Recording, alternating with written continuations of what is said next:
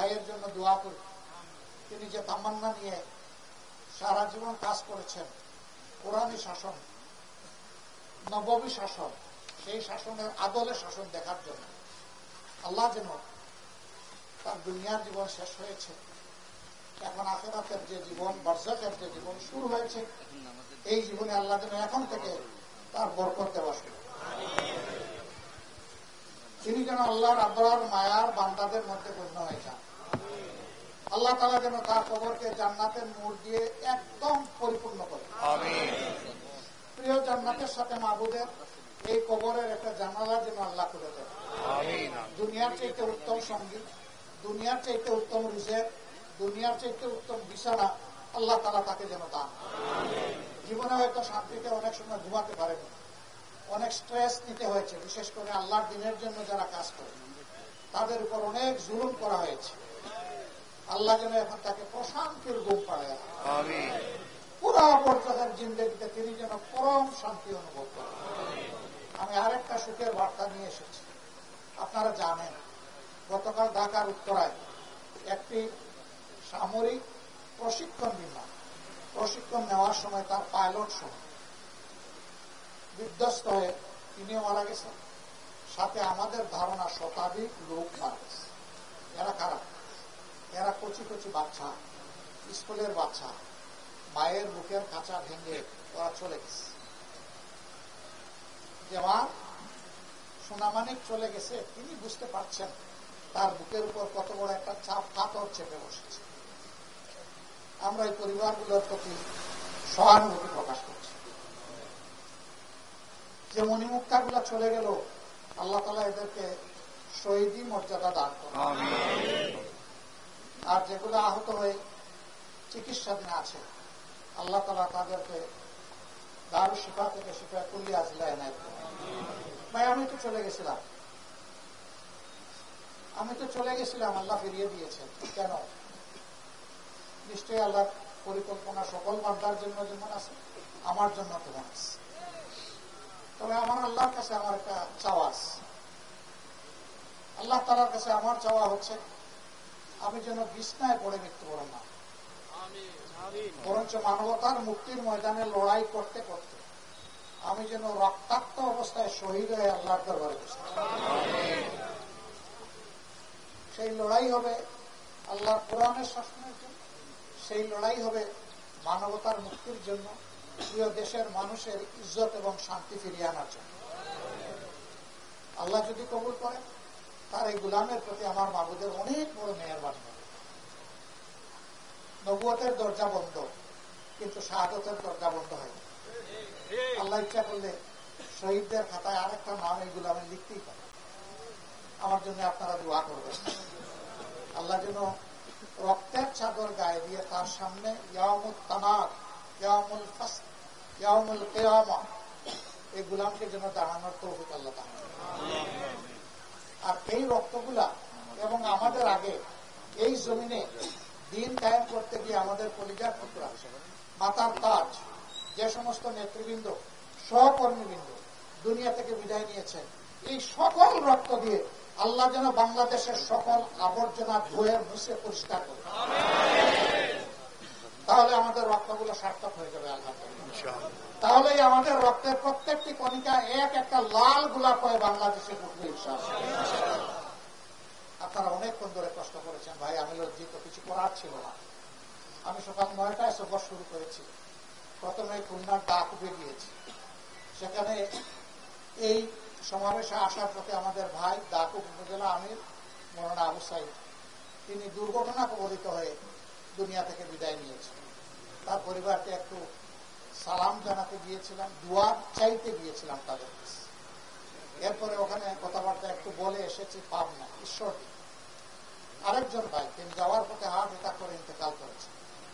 তার পরিবারের কাছে ঠিক একইভাবে যাওয়ার চেষ্টা করেছে।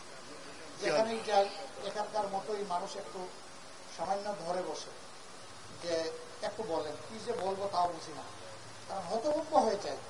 যেদিকে তাকাই অপরাধ আর অপরাধ, কালো অন্ধকার নিকষ কালো সারা দেশ সমাজটাকে ঢেকে রেখেছে। আসুন আল্লাহর দরবারে তৌফিক চাই, শপথ নেই এই সব কালো পর্দা, যতগুলা কালো পর্দা আসে ছিঁড়ে একদম খান খান করে ফেলবে। আল্লাহ যেন এই তৌফিক আমাদেরকে দান করে। আজকে দীর্ঘক্ষণ আপনারা এখানে অপেক্ষা করেছেন, 3টা থেকে, নিশ্চয়ই 3টা থেকে আপনারা আমাদেরকে ভালোবেসে, তাই না? কিন্তু এই ভালোবাসাটা আমি বিশ্বাস করি আমার জন্য, এই ভালোবাসাটা কার জন্য? আসমান জমিনের মালিকের জন্য। আল্লাহ সেই ভালোবাসা কবুল করুন। আমাদের এই ভালোবাসাকে আল্লাহ জান্নাত পর্যন্ত পৌঁছে, এবং এই ভালোবাসার প্লাবনে জান্নাতেও যেন আমরা পরস্পরকে পাশে পেয়ে যাই। আল্লাহ আমাদেরকে কবুল করুন। আর এই বাংলাদেশটাকে আল্লাহ জান্নাতময় করুন, যেখানে মানুষ সম্মান এবং নিরাপত্তা নিয়ে বাস করে। আমার প্রত্যেকটা মা ঘরে বাইরে কর্মস্থলে চলার পথে সব জায়গায়, প্রত্যেকটা শিশু নিয়ে, প্রত্যেকটা যুবকের আকাঙ্ক্ষা বাস্তবায়ন হবে, তার স্বপ্নের সারথিতে সে ভাসবে। পরিবার শুধু নয়, দেশের দায়িত্ব পালন করে। আমরা চাই যে আমাদের যুবক, আমাদের শিশু, আমাদের মা বোনেরা, আমাদের শ্রমিক অঙ্গন, আমাদের কৃষক অঙ্গন সবাই যেন এইভাবে গোলাপ হয়ে থাকে। আমার বড় সৌভাগ্য, আমি একজন সাধারণ কৃষকের সন্তান। আলহামদুলিল্লাহ আমার এই কাঁধে আমি ধানের বোঝা বহন করেছি, আমি লাঙ্গল দিয়ে হাল চাষ করেছি, আমি গরু রাখার ছিলাম। আল্লাহ তাআলা জীবনের এই বাস্তবতাগুলো আমাকে ধারে ধরে সবগুলো দেখিয়েছে। আল্লাহর দরবারে নত শিরে শুকরিয়া আলহামদুলিল্লাহ। এই জন্যই আমি সাধারণ এলাকা থেকে উঠে এসেছি। ওই সাধারণ মানুষগুলো আমার কলিজার অন্তর জুড়ে সবসময় আমার চিন্তায়।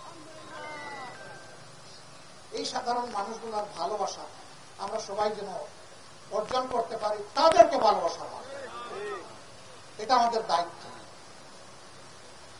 এই সন্তানগুলা গতকাল পুরো দুনিয়া থেকে বিদায় নিয়েছে, আল্লাহ শহীদ হিসাবে কবুল করে। তাদের পরিবারকে আল্লাহ সবরে জামিলা থাকে। আর যে পরিবারের সাথে আজকে দেখা করতে এসেছি, এই পরিবারকে আপনাদের কাছে আমরা আমানত রেখে গেলাম। মন ভরে ভালোবাসবেন আল্লাহর জন্য। এই ভালোবাসার বিনিময় দুনিয়ায় পাবেন ইনশাআল্লাহ, আখিরাতেও পাবেন ইনশাআল্লাহ। আল্লাহ তাআলা তাদেরকে উত্তম ধৈর্য ধরার তৌফিক দান করুন, এবং আমাদের এই ভাইয়ের গুনাহ খাতা আল্লাহ মাফ করে দিন। তার ভুল ত্রুটি গুনাহ খাতা মাফ করে দিয়ে নেকিতে পরিণত করে দেন। তার নেকিগুলোকে আল্লাহ তাআলা বারাকা দিয়ে বিকশিত করে দেন, এবং আমরা যেন ময়দানে আসরে একসাথেই উঠতে পারি নবীন, সিদ্দিকিন, শুহাদায়ে কেরাম এবং সালেহিনদের সাথে। আল্লাহ তাআলা আমাদেরকে সেই তৌফিক দান করুন। আল্লাহ রংপুরের মাটির উপর রহম করুন। আমিন। বড় গর্বিত আপনারা। আবু সঈদ আপনাদের, আজহারুল ইসলাম আলহামদুলিল্লাহ।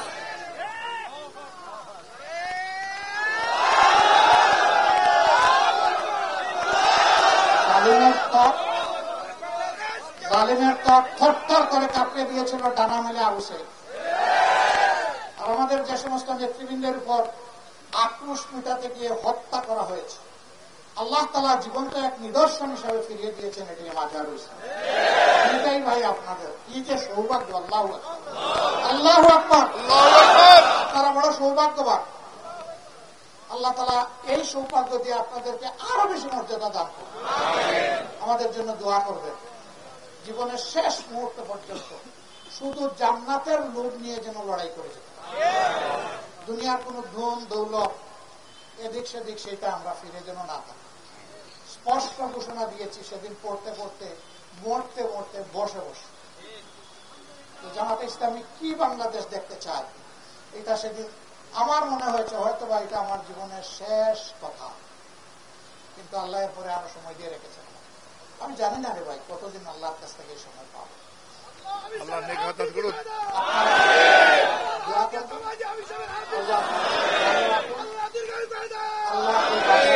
রহম করুন। আল্লাহ বাংলাদেশের পর শান্তি ফয়সালা নাযিল করুন। আসমানের সমস্ত চিলের হাত থেকে বাংলাদেশকে আল্লাহ রক্ষা করুন। আসসালামু আলাইকুম ওয়া রাহমাতুল্লাহ।